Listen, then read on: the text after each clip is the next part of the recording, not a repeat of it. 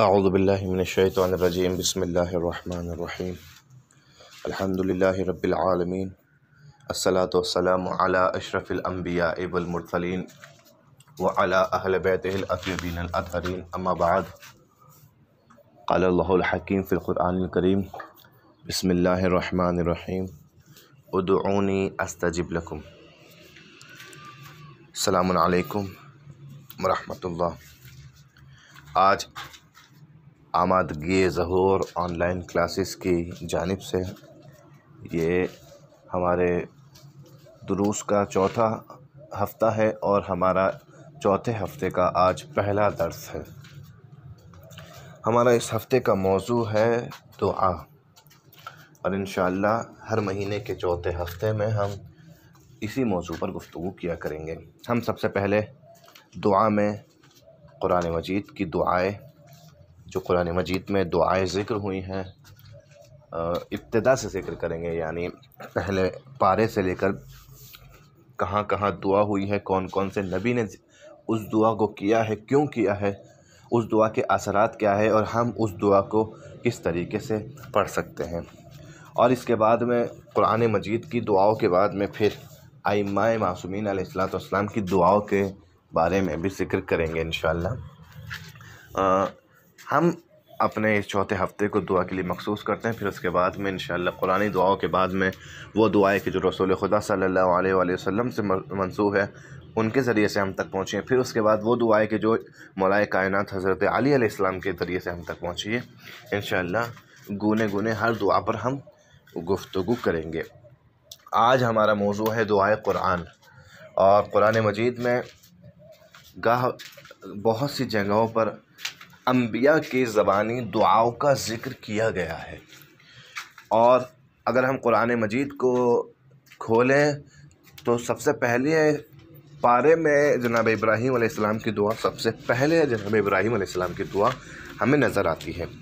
سورہ بقرہ آیت نمبر 126 میں جناب ابراہیم کی اس دعا کو خدا نے نہ کہ فقط قبول ہی کیا، بلکہ قرآن مجید میں اس دعا کا ذکر بھی کیا ہے، قبول بھی کیا ہے اور اس دعا کا ذکر بھی کیا ہے۔ دعا کیا ہے؟ دعا بڑی اہم ہے۔ بسم اللہ الرحمن الرحیم۔ وَإِذْ قَالَ ابراہیم، اور اے رسول، خدا اپنے آخری پیغمبر سے کہہ رہا ہے، اے رسول اس وقت کو یاد کرو کہ جب ابراہیم نے کہا، جب ابراہیم نے دعا کی۔ کیا دعا کی ابراہیم نے؟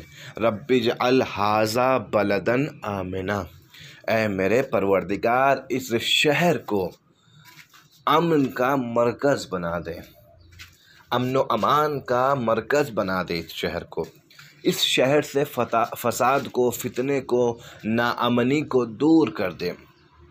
رب اجعل ھذا بلدا آمنا، پہلی دعا ہے امنیت عطا کر اس شہر کو۔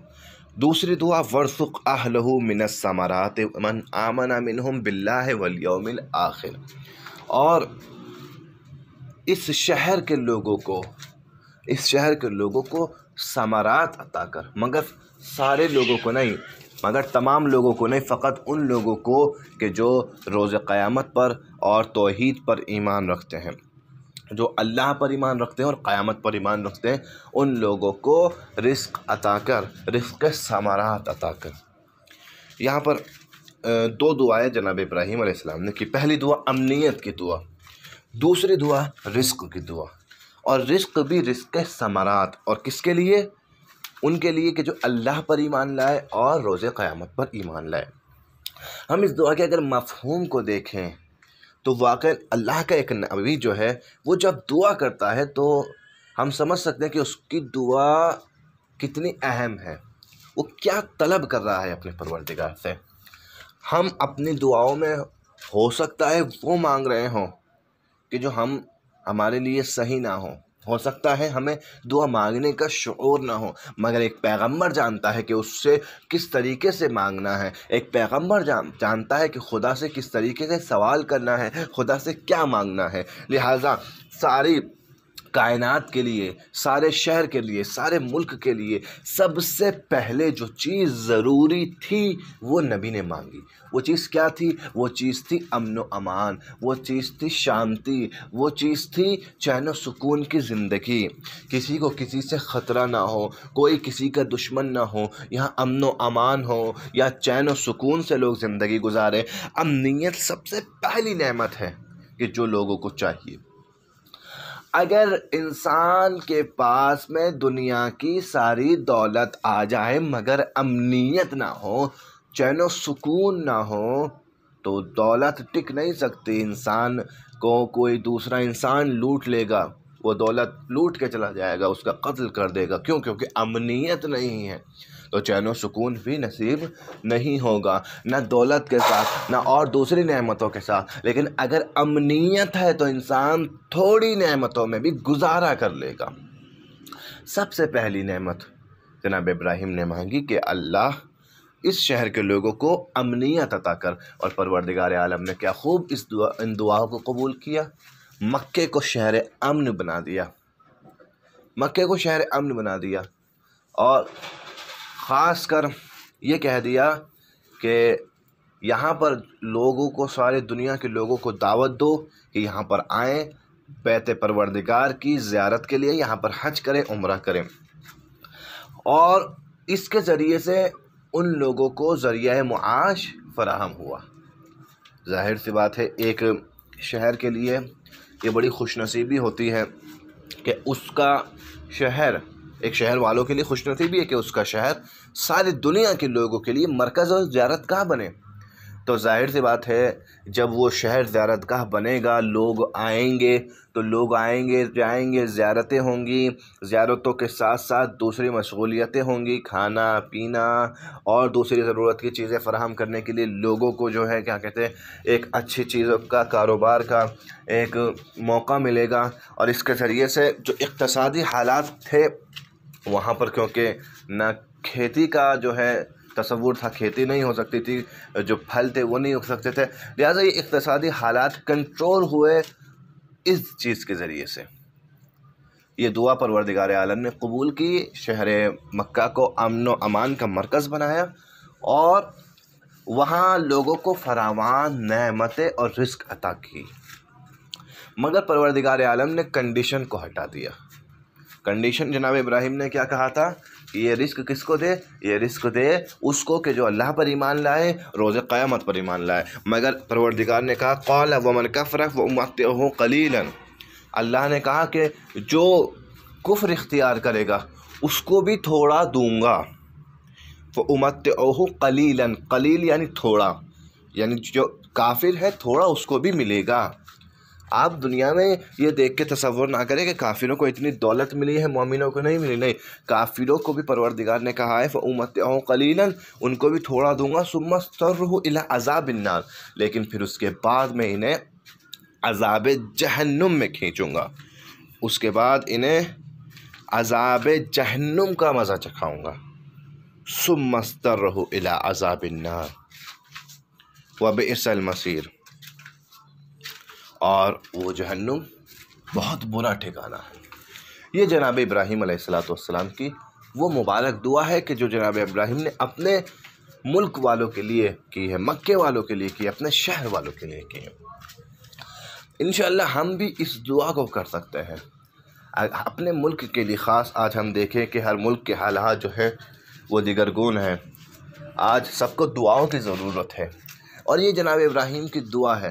امنیت، اگر امنیت نہ ہو، امنیت نہ ہونے کے کچھ وجوہات ہو سکتے ہیں، مثلا امنیت انسان محفوظ نہیں ہے، یا تو کسی بیماری سے محفوظ نہیں ہے، یا تو کسی بیماری سے امنیت نہیں ہے، یا کسی حاکم یا ظالم بادشاہ سے امنیت میں نہیں ہے، یا پھر کسی اور فتنہ فساد سے امنیت میں نہیں ہے، یا پھر کسی ملک میں مثلا کسی اور نقطہ نظر سے لوگوں کو ظلم کا شکار بنایا جاتا ہے۔ مثلا آپ امریکہ میں دیکھیں، اس وقت امریکہ کے حالات پر اگر غور کریں تو وہاں پر کالے گوروں کا ایک فتنہ چل رہا ہے، جو مثلا امریکہ میں کالے لوگوں کے خلاف ایک مہم چلی اور باقاعدہ ایک اس نے فتنے کی شکل اختیار کر لی کہ ایک افریقی سیاہ اور وحشی آدمی کو کیا کہتے ہیں حبشی آدمی کو بے بخشت ایک سیاہ پوست کو ظلم کا شکار بنایا گیا. اس کے بعد اس کے طبقے کے لوگ اٹھے اپنے حقوق کی